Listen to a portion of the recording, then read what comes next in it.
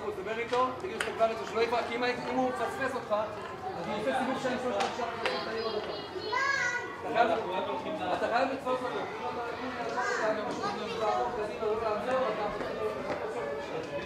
אני מנפציצו, תגיד. בואו, כל הקבוצה, בואו לכאן. תביא את הטלפון דחוף. אני לא מבין לכם שום טלפון. עכשיו אני אקשיב פה. שולים יהודים שקוראים על האנשים כולם ונוצא כולם. לא בא להגיד. כי אין לנו מה שקוראים על האנשים, עכשיו את היהודים. אם הם לא שתו שישתו. להתקדם, קוראים על האנשים.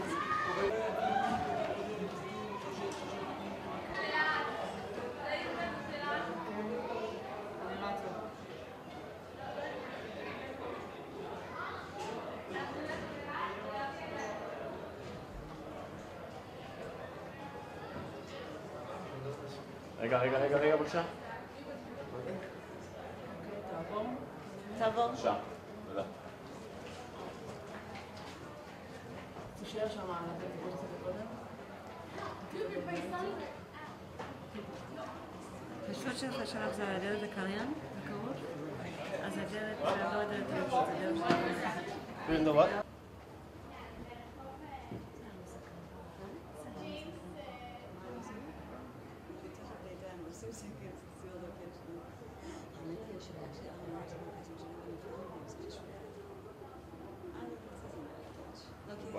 לעשות את הפרק לא. לא צריך. לא היה upstairs.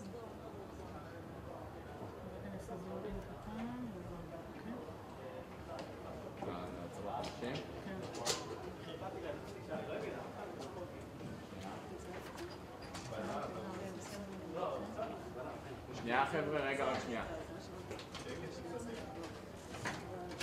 Do you need me to close the door again? עכשיו יכולים לעבור. Yes, לבוא? שני הצדדים, אבל בלי להסתכל על המצלמה. You can move. אתה יכול לעבור. Yes, without looking at the camera. Thank you. Typical artist. Thank you, yeah. Wait and wait.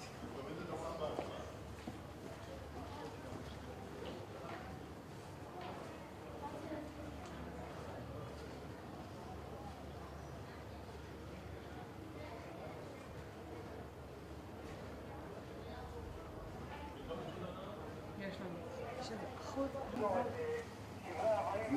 יכולים לצלם את השם של הרגע.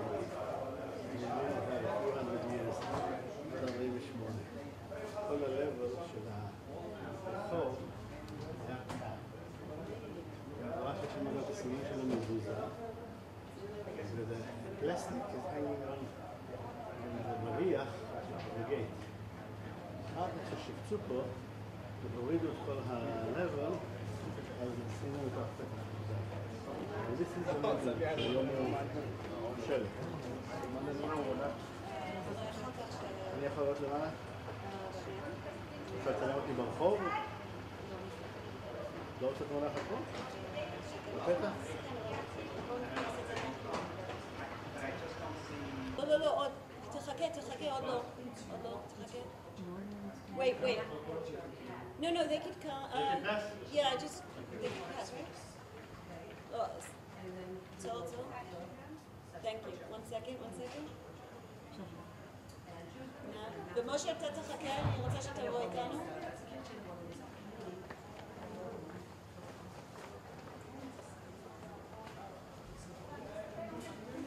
לעבור ש...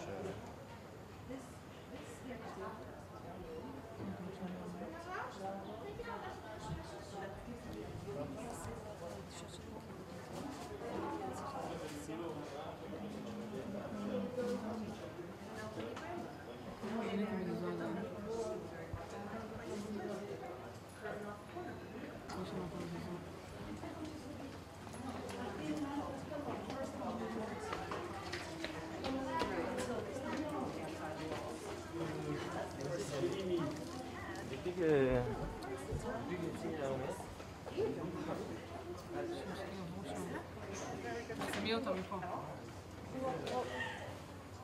Closer to there.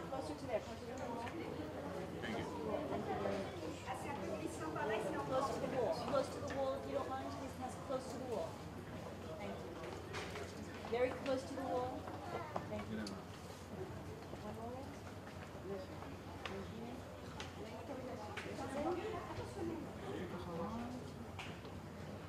יש את זה. Oh! Yes. So hold on 1 second, 1 second. רגע, עכשיו נתנו לי רק זום לתוך זה. 1 second, 1 second, just wait 1 second. Back. 1, 2, 3, רגע. תני לי רק קצת זומים. 1 second.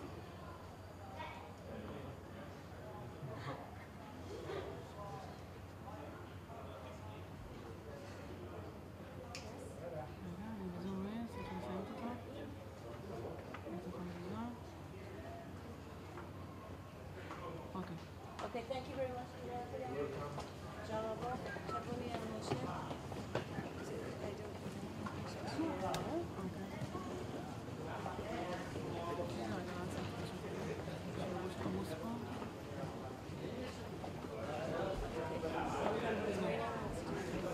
Okay, 1 second. Moshe, walk in the sun. בשמש, בדיוק. תמשיך. בשמש ואז תפנה.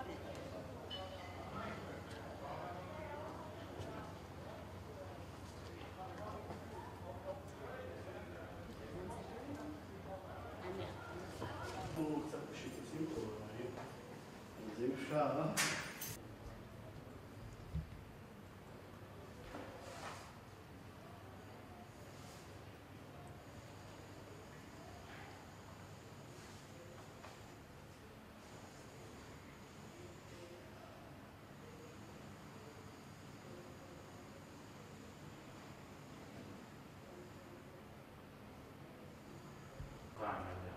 פשוט אני נכנס בזום, סוגר את המצמים, כאילו, מבאס. עזוב, עם זה נסתדר, אבל עם ה...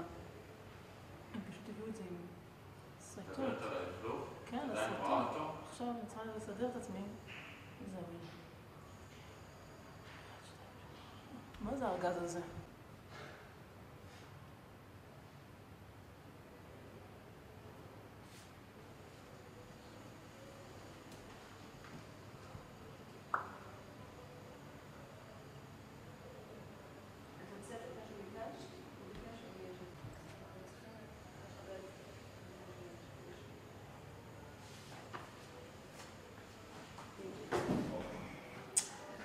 טוב, לא נורא.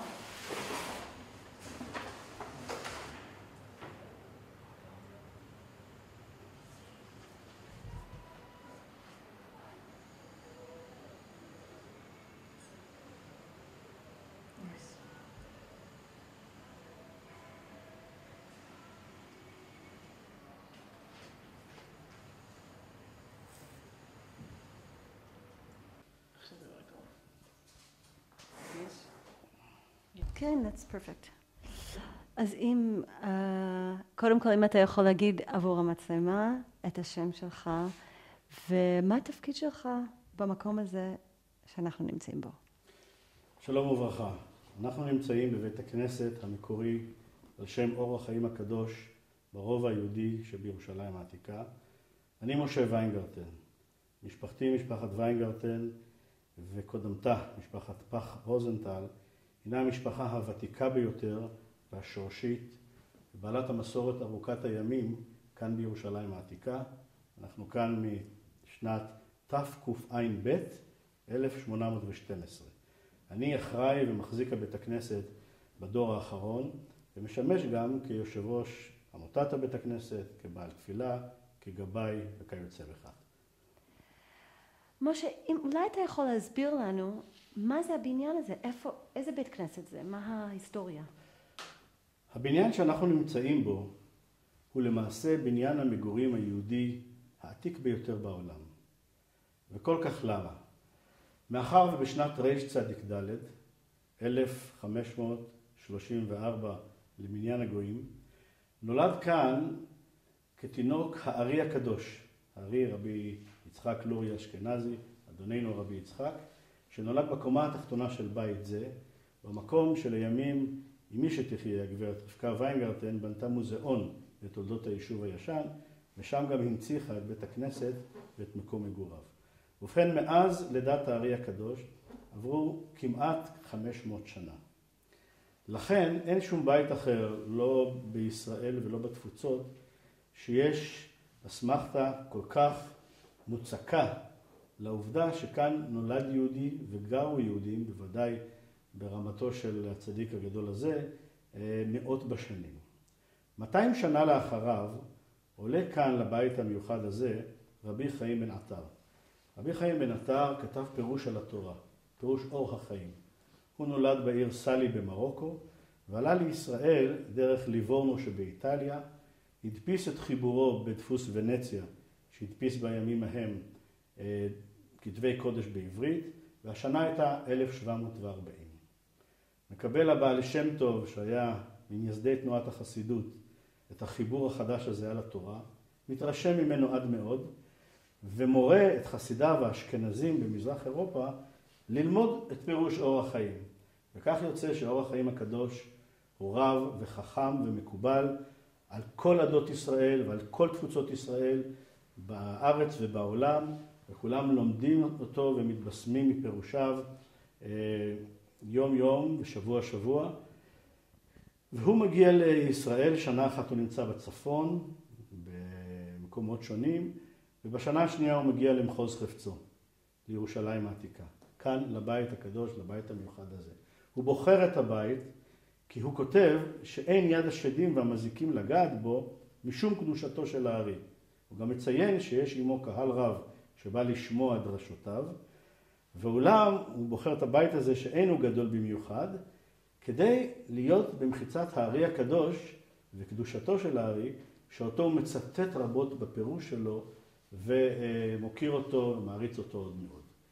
אם נסכם את הנקודה הזו, הרי שחיו בבית המיוחד הזה שני קדושים, הארי הקדוש ואור החיים הקדוש, בתקופות שונות של חייהם, ויש בו אם כך גם את השורשיות הארוכה ביותר של מגורי יהודים מכל מקום אחר בעולם, ולכן הוא מיוחד.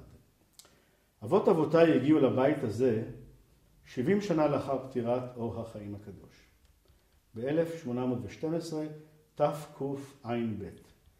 והם נקראו מחדשי היישוב האשכנזי, שהיה מבוסס כאן יותר על סלפטטים, על יוצאי מרוקו, קורדים, תימנים שדרו בסילואן, מאחר והקהילה האשכנזית נפוצה לכל עבר 100 שנים לערך קודם לכך, בסביבות 1700 פלוס, כאשר הפרויקט של בית כנסת רבי יהודה החסיד, שנקרא מאוחר יותר החורבה, קרס ולא צלח. מגיעים אותם עולים מקהילת הגאון מווילנה, אנשים מבוססים, אנשים בעלי אמצעים. אבות אבותיי נקראו פח על שום אומנותם פיתוחי חותם, שזו בעצם צורפות ועיסוק בפריטי יודאיקה ומחירת וקניית כלי כסף וכלי זהב. וזה היה אכן אופן קיומם ומסחרם. הם נסעו מכאן לארצות שונות, כולל למצרים וכן הלאה. האנשים האלו, רבי שלמה פח רוזנטל וגם רבי יצחק, היו אנשים בעלי השפעה, כאמור מחשובי בעלי הבתים של קהילת הגאון מווילנה, והם גם התמנו כאן שדרים, שליחי הקהילה, כן, שליחי דרבנן של הקהילה האשכנזית, שגם טיפלו בענייניה אצל הסולטן הטורקי, בקונסטנטינופול לשעבר, איסטנבול דהיום, וגם במגעים סביב כל הקהילות האחרות שחיו כאן באזור, ובכלל זה הערבים, והשלטון הטורקי. הם גם דיברו טורקית מעבר לשפות אחרות שהם דיברו. אגב, סר מוזס מונטיפיורי, כשהגיע כאן לארץ, מינה את סב סבתי, רבי יצחק פח רוזנטל, להיות מזכירו האישי, ומנהל הפרויקט של בניית השכונה משכנות שאננים, ותחנת הרוח הידועה שנמצאת שם.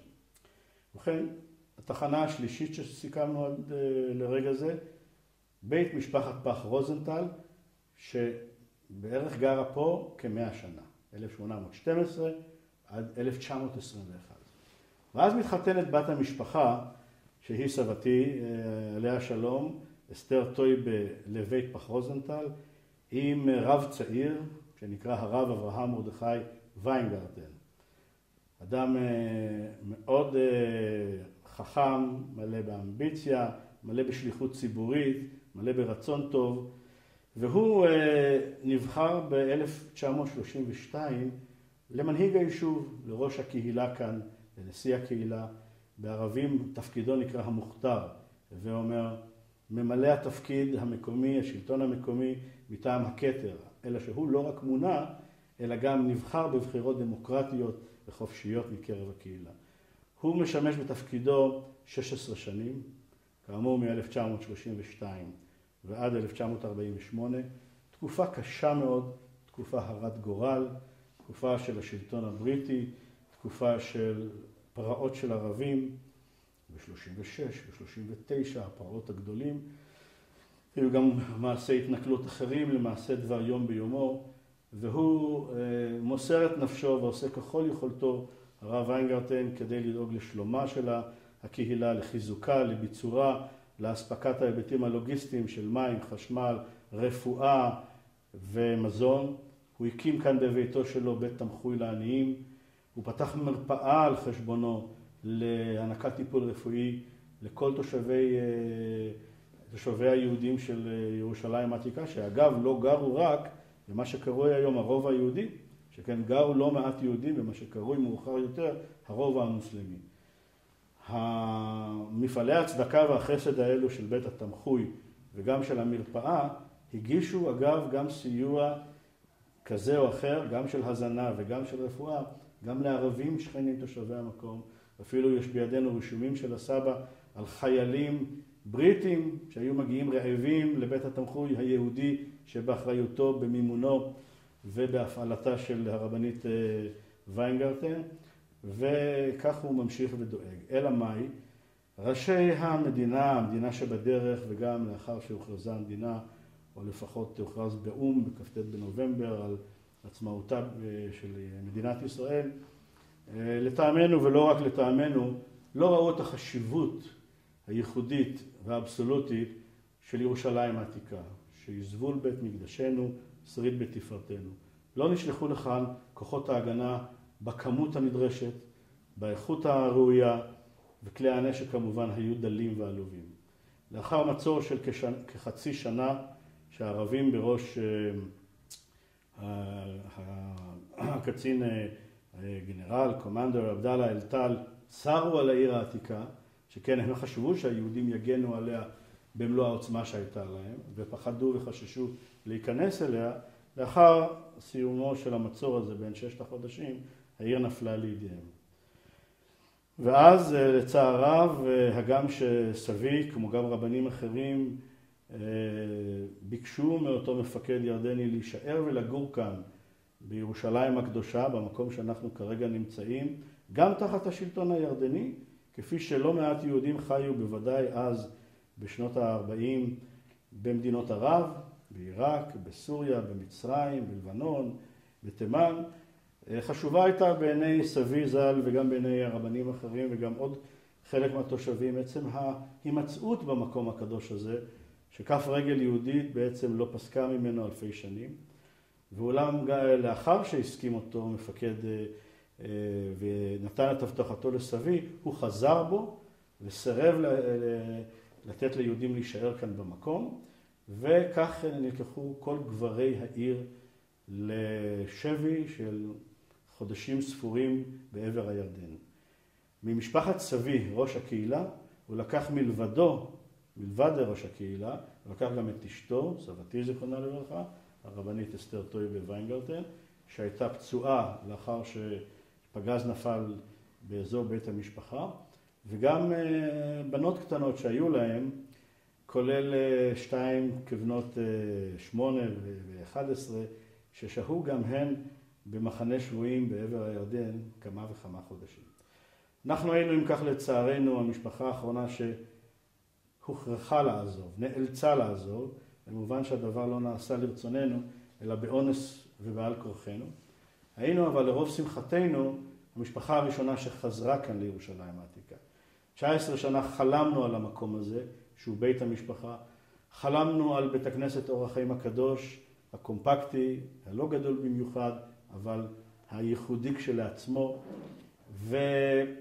וקיווינו בהרגע ליום שיגיע ולנס שיארע, ובו נוכל לחדש כאן את התורה ואת התפילה, בבחינת חדש ימינו כקדם, ולהשאיר עטרה ליושנה.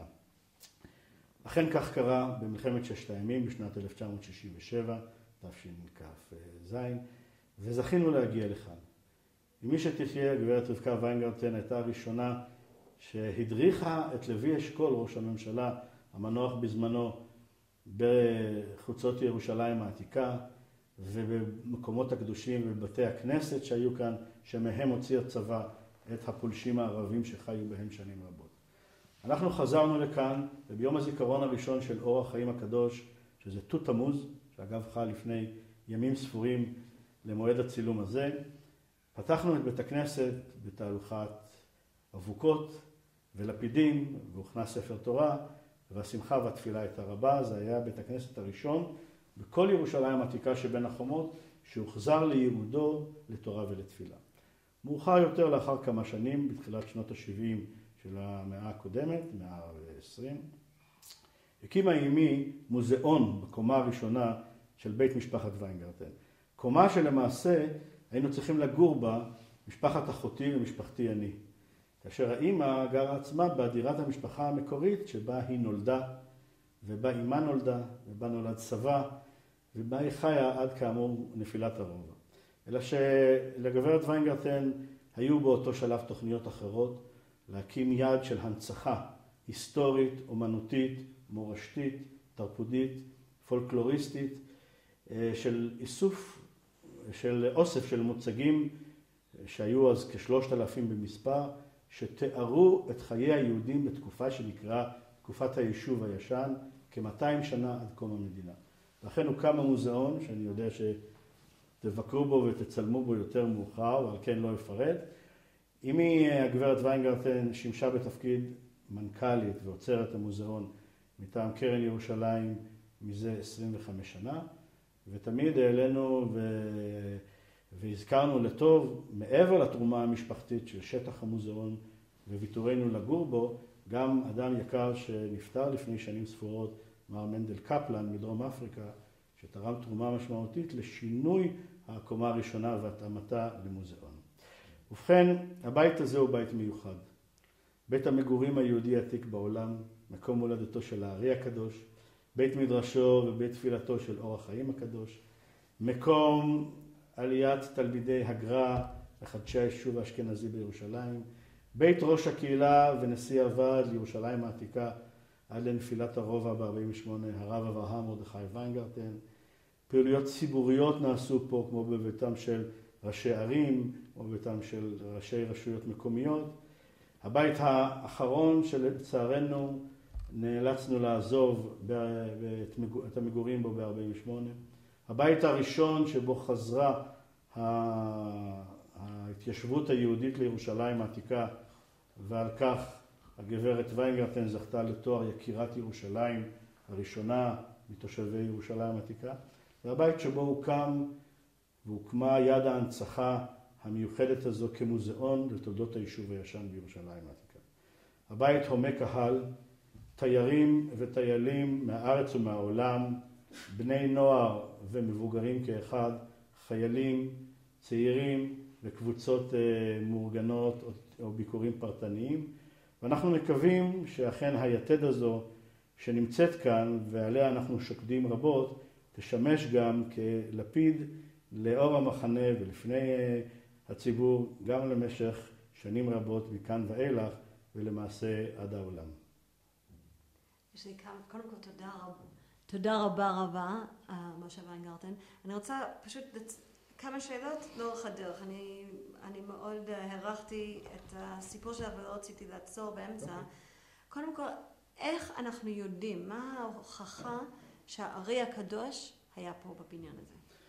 ישנם עשרות אסמכתאות שרוכזו על ידינו גם בקובץ כתוב. לפני שאתה מסיים, אם אתה יכול פשוט לענות בתשובה מלאה. יש אסמכתאות לכך אוקיי. ישנן הרבה אסמכתאות כתובות לכך שהארי הקדוש נולד בירושלים העתיקה, הוא נולד כאן בבית הזה. מבחינתנו האסמכתה האמינה והמרכזית ביותר היא בעצם דבריו של אור החיים הקדוש, שהוא בוחר בבית הזה עקב מגורי הארי והולדת הארי 200 שנה לפניו, וכאן הקשר שחובר ביניהם. הארי חי כאן עד גיל 7, עת נפטר עליו אביו, ואז אמו שמשפחתה במקורה הייתה במצרים, ירדה עמו מצרימה עד היותו בן 17, ואז עלה לצפת. שם עשה כידוע את תהילתו, ועסק בחיבוריו ופרשנותו על ענייני הקבלה ועל ענייני זוהר, שאותם אגב לא הוא עצמו כתב, אלא כתב תלמידו רבי חיים ויטל. הארי היה כאן ילד עד גיל 7, ואנחנו בהחלט מזכירים ומעגנים ומנציחים עובדה זו ככל יכולתנו מכאן ואילך. עכשיו אני אשאל משהו כי אני פשוט אני רוצה שאתה כאילו תדבר על מה, אני לא הבנתי משהו, בקיצור מה שאתה אמרת. אתה אמרת שזה הבית הכי מבוגר של מגורי יהודים. מגורי היהודים.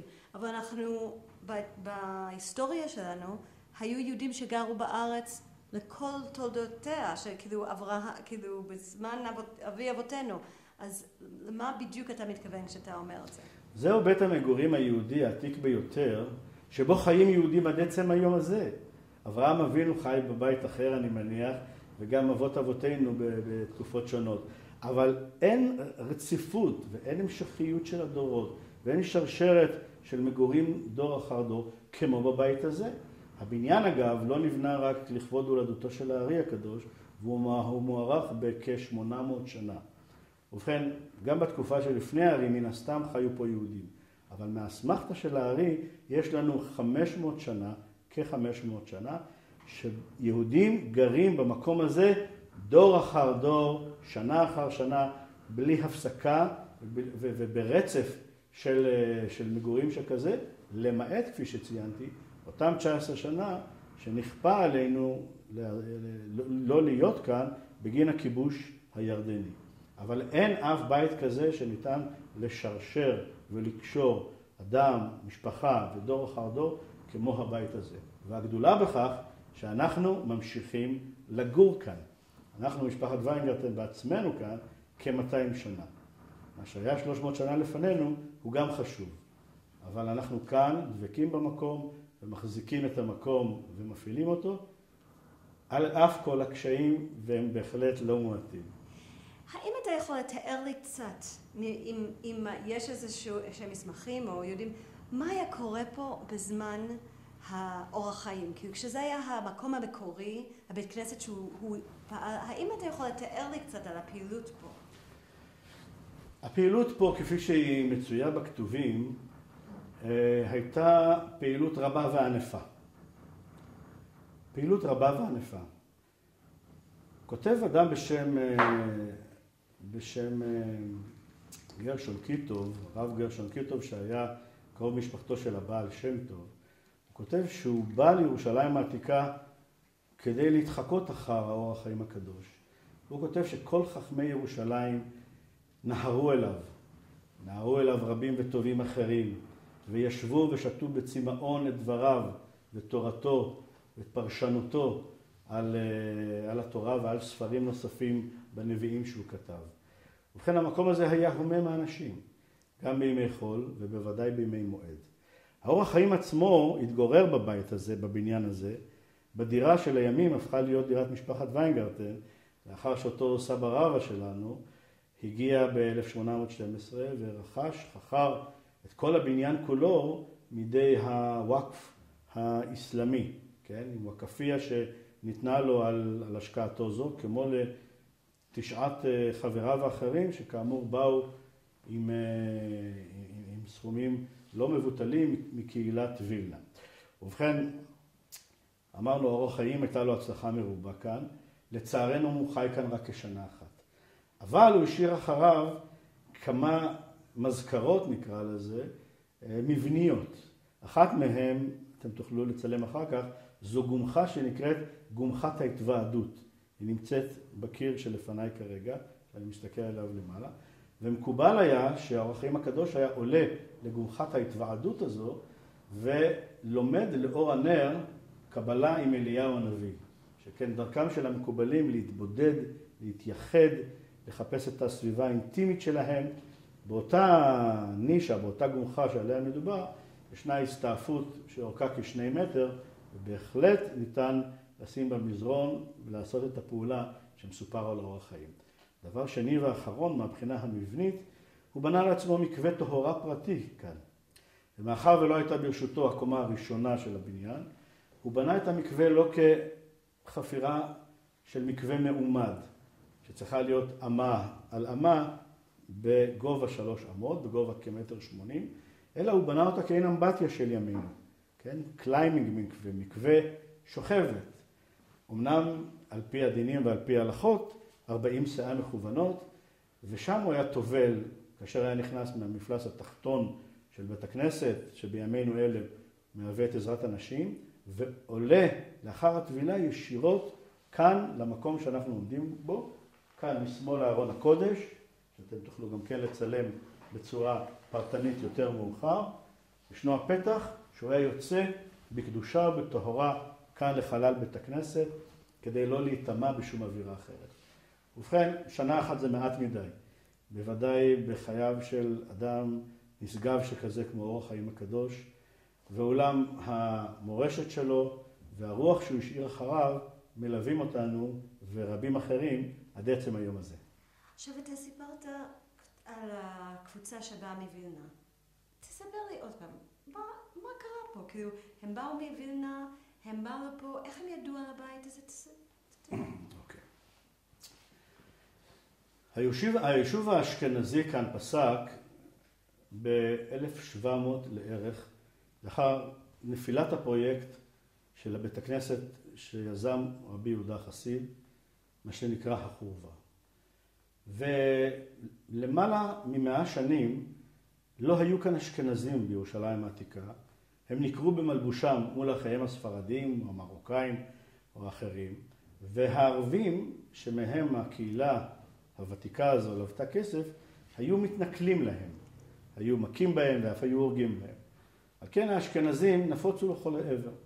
הם ניסו להתחמק מהחוב הזה שהיה קיים לערבים, ואמרו זה לא חוב אישי שלי, אז הערבים אמרו להם, כל ישראל חברים, יש לכם ערבות הדדית, ואז נעלמו בעצם האשכנזים כאן מתוככי ירושלים העתיקה, שהייתה ירושלים. פעם לא היו שכונות חדשות. ירושלים שבין החומות היא ירושלים. ומה קרה אז?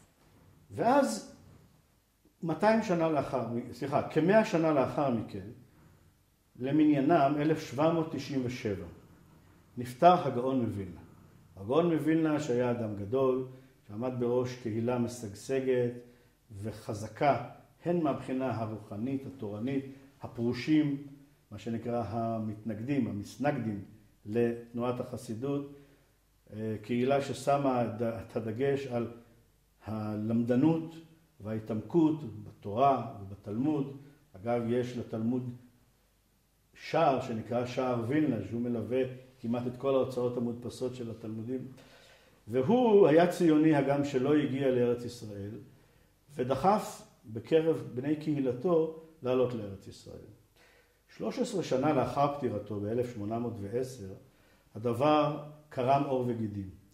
קבוצה של 10 בעלי בתים, מנכבדי קהילת הגאון מווילנה, ובעלי ממון, התאגדה בראשות רב שנקרא רבי מנחם מנדל משקלוב, מעיר שקלוב, שהוא היה מקורב מאוד ויד ימינו של הגאון מווילנה. והם עולים על פרדות וחמורים במסע מווילנה ויזווי סוריה לירושלים.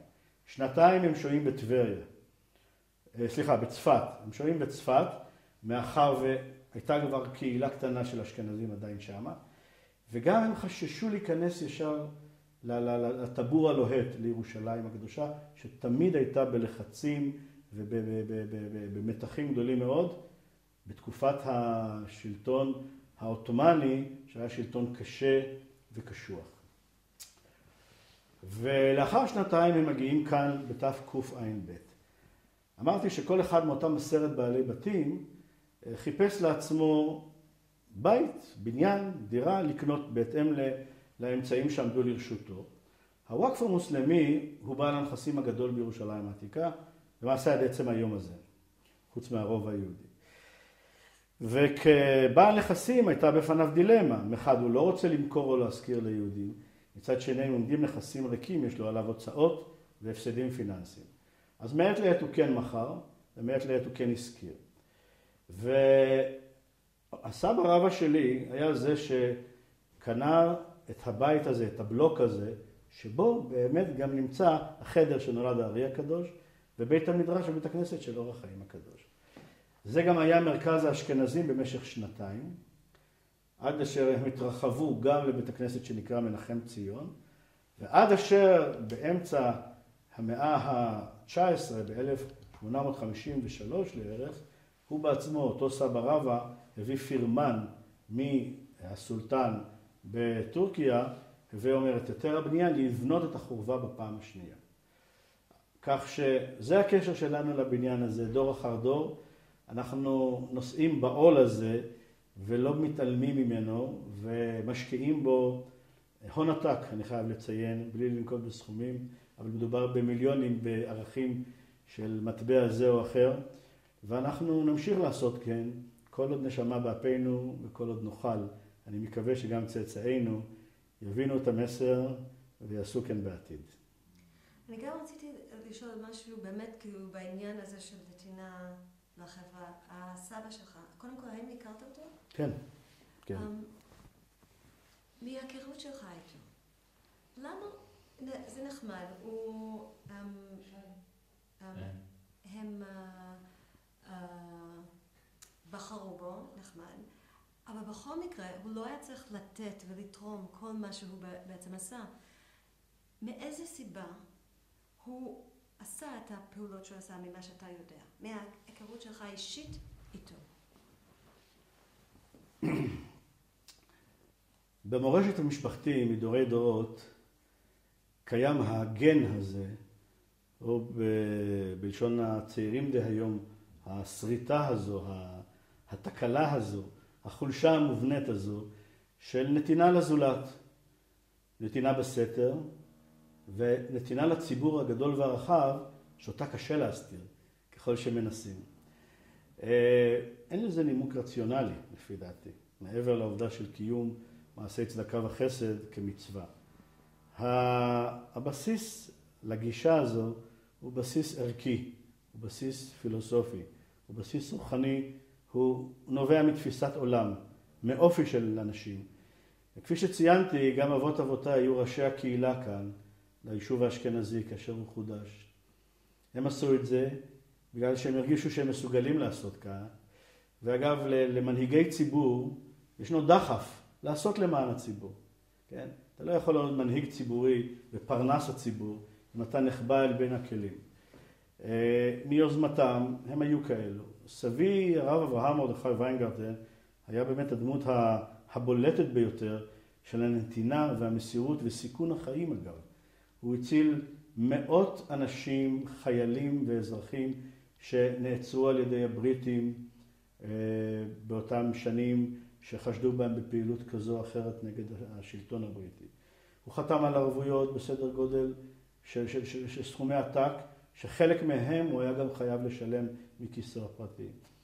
הוא עלה לפדות אדמות ולרכוש קרקעות מסוחרי נדל"ן ערבים לבדו, לעתים בלילות ובהסתר, כי גם אז אותם ערבים שמכרו ליהודים לא רצו שקהילתם שלהם תדע על כך.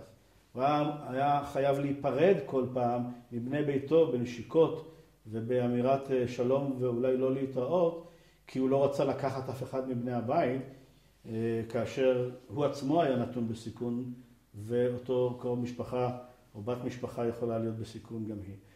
ובכן, הוא עשה זאת כי הוא האמין בכך, והוא אגב לא קיבל שום שכר מהציבור על עבודתו ועל היותו ראש הקהילה ונשיא הקהילה 16 שנים. הוא בעצם היה ראש הקהילה האחרון, לשון הערבים המוכתר היהודי האחרון. היו לפניו עד שנת 1932 גם אחרים, אבל עליהם אין לי פרטים מרובים כמו על הסבא. הסבא היה אדמיניסטרטור בחסד וניהל רישומים מדוקדקים, כן? בנוסח האדמיניסטרציה האנגלית הטובה או היהודית עם קום המדינה, על כל מה שנגע לחיי הקהילה, על מספר התושבים, על שמות כל התושבים, על רכוש של התושבים, בעלי חיים של התושבים. וכאשר אגב מדינת ישראל החליטה בתחילת שנות ה-50, 1951, 52, לתת איזשהו פיצוי, לא בסדרי הגודל של פיצוי שניתן למפוני קטיף, לצערנו, למפוני העיר ימית, אבל הוחלט לתת פיצוי כי מרבית התושבים של הרוב היהודי היו עניים וחסרי כל, הרי שמינו אותו לראש מנהלת פינוי פיצוי דאז, והוא עשה בתפקיד כשנתיים, והביא לכך שכל יהודי ירושלים העתיקה שהלכו בשבי ושעזבו את נכסיהם יפוצו. הוא עבור העבודה הזו סירב לקבל כל שכר, הוא גם סירב לקבל שכר עבור הנכסים האישיים שלו ושל משפחתו כאן בירושלים העתיקה. הוא סירב לקבל שכר כי הוא טען ששום דבר לא יכול לפצות ולכפר מבחינתו ומבחינת משפחתו על העובדה שהרוב היהודי עבד, ובית הכנסת אור החיים הקדוש שאותו הוא החזיק איננו בידו ונמצא ביד ערלים. ונכסי המשפחה דבר לא יכול לפצות עליהם, כי אז בקבלת הפיצוי תהיה כאין השלמה על כך שבעצם האובדן הזה מבחינתו הוא פרמננטי, הוא קבוע, ועל כך הוא לא הסכים לקבל. בהשאלה אפשר לומר שזה דומה אולי במידה מסוימת לאנשים שסירבו לקבל פיצויים על פרעות שהיו בהם ובני משפחותיהם בשואה. יש כאלה שקיבלו, והרוב המוחלט קיבל, אבל יש כאלה שאמרו אנחנו לא מוכנים. הסבא בהקבלה די דומה בא ואמר אני לא רוצה שום פיצוי, אנחנו חזרנו כאן לבית בשנת 67 כאמור, ועם מי שתחיה הגברת רבקה ויינגרטן רכשה מחדש בכסף מלא את בית דירתנו בה היא גרה היום מממשלת ישראל באמצעות החברה לשיקום ולפיתוח הרובע. משה, איזה ערכים אתה למדת מהסבא שלך? מה אתה למדת מהסבא שלך? אני למדתי מסבי הרב אברהם מרדכי ויינגרטן קודם כל לחשוב על הזולת, לחשוב על צורכי הקהילה, לראות את עצמי לא כמטרה אלא כאמצעי, כגורם שיכול להשפיע על חיי הזולת, האינדיבידואליים או הציבוריים, ויכול להעניק לה. כך שאם אני, אדם או הוא בעבר, מרכז את כל יכולותיו, כישרונותיו, כישוריו ויכולותיו, הפיננסיות גם כן, הרי שמצווה עליו ומצווה עליו לעשות ככל שניתן. זה לא רק ואהבת לרעך כמוך שזה ברור, goes without saying, אלא זה הרבה מעבר לכך. זה בעצם לבצע איזושהי הערכת מצב, מה חסר בקהילה, ומתוך הדברים שחסרים, היכן אני יכול לכוון את עצמי, אל כולם, זה אולי בלתי אפשרי, אבל על חלק מהם, ועל חלק דומיננטי, וחלק מועדף, כדי לעזור לקהילה, כדי לעזור ליישוב, כדי לעזור לפרט ולכלל, להתעלות ולהתרומם קומה ודיוטה אחת גבוה יותר. מדובר גם בארגון של פעולות וגם בתהליכים של מעשי צדקה וחסד, או ארגון תפילות, או קיום מניינים, או תלמוד תורה, אבל מדובר גם בסיוע פיזי בכל דבר ועניין שאדם פונה אליך ואתה יכול לעזור לו. גם אם זה בתחומים טכניים, גם אם זה בתחומים לוגיסטיים, גם אם זה בתחומים כמו שסבי עשה בפדיון שבויים רב כל כך. וגם כיום כל אדם שפונה אליי, ומשפחתי ידועה בייחוד בזכות הגברת רבקה ויינגרטן, עימי כאנציקלופדיה של הרוב היהודי ושל ירושלים העתיקה, שכן אנחנו גרים כאן 200 שנה, אני אולי לא נראה בין 200, אבל אני עוד מעט מהווה כאן המשכה של מורשת של 200, ובכל דבר ועניין, לזהות קרובי משפחה שגרו פה, לזהות מקומות שבהם גרו בני משפחה של יהודים מהארץ ומהתפוצות. המסר הוא נתינה רבה ככל שניתן, ובמקום שאין אנשים, נשתדל להיות איש. תודה רבה רבה על הנדיבות שלך היום. תודה רבה לכם. כל טוב. טוב, אני לא... לא. לא אכפת לי שזה יהיה באמצע צילום. אוקיי, בסדר. כן? כן. אתה מדבר על השתי מנורות... הוא מסתובב.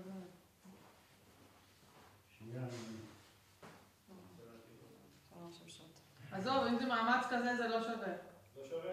לא. תודה.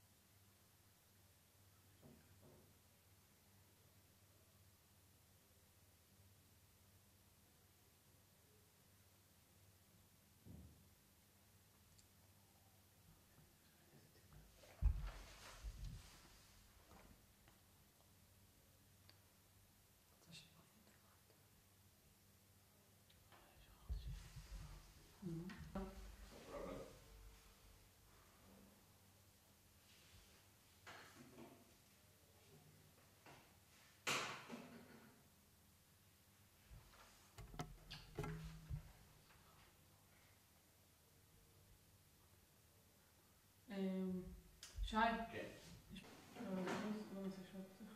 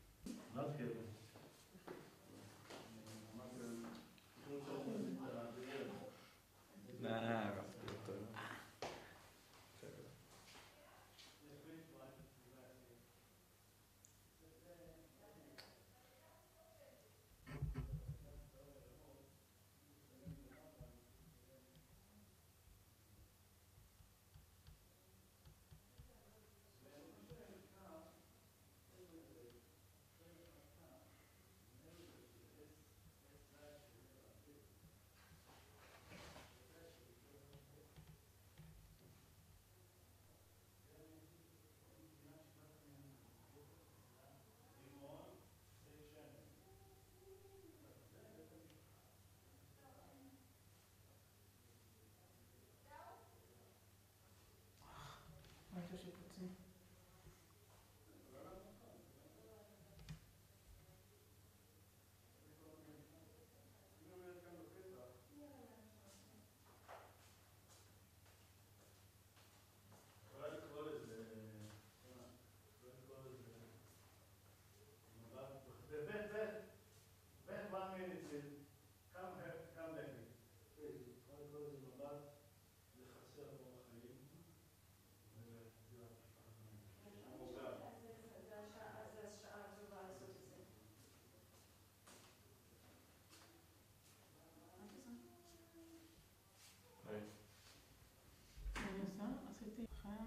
אתה עושה עוד אחד כזה?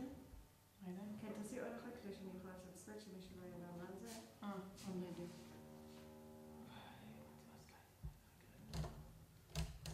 הם משבשים הכל, הסטיילים שלה. פוקוס, את הזום. כן, he's really trying to piss you off. I just can't figure out the rest of the day. עכשיו הוא פשוט איחר אותנו מאוד.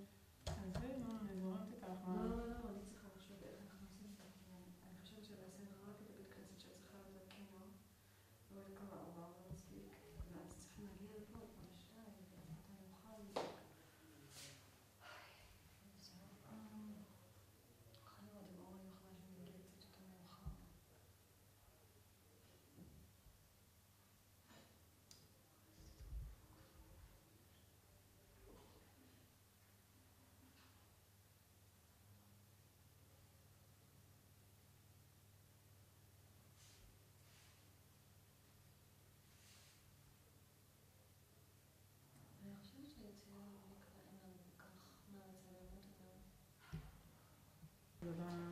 לאנשים, ההון שלהם, תמיד לספר. הרצון שלו. יש אנשים, לא, ההון.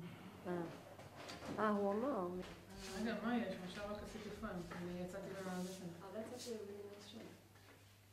ואז אני יצאתי גם אז אנחנו בשניים ביחד, וגם לא רואים את השוקוצים מאחורה. רגע, לזוז, כי אתה משנה לי תואר. תודה.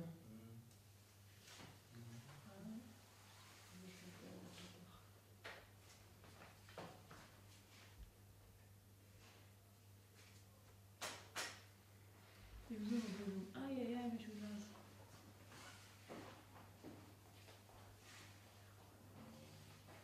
משה. רואים את ההשתקפות שלך כשאתה זז.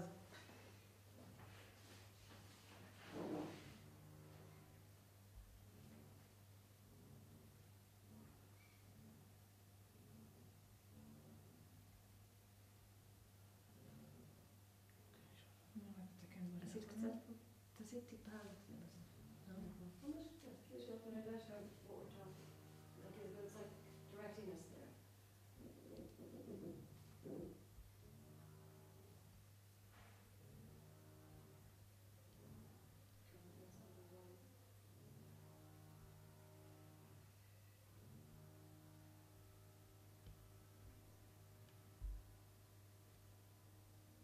I know, we'll wait and I know what we'll do. We're gonna wait into the בית כנסת יחד, אנחנו נרוץ מכל שם, drives crazy. Maybe go out and do it. Do you know what I mean? Otherwise it'll be crazy. To do this, we'll maybe not stop for lunch. נחזור לעשות את עם הכינות כבר, לעשות את המוזיאון בשתיים. יש לנו עד ואז כאילו נחזור, לא יהיה לנו הרבה זמן, we only have till 4 in this bit כנסת, אבל נבוא, אולי נלך פעם אחת לשם, but after we've eaten and we're calm. הגיוני? אני לא הבנתי כלום מה שאמרת.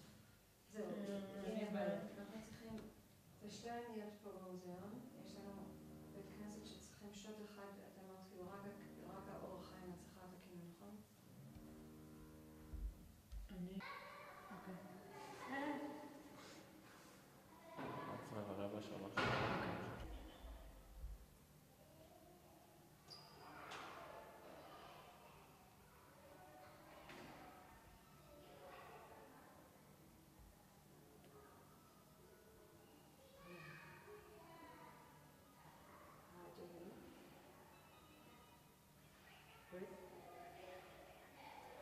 So did you hear what I said before about vegetarian?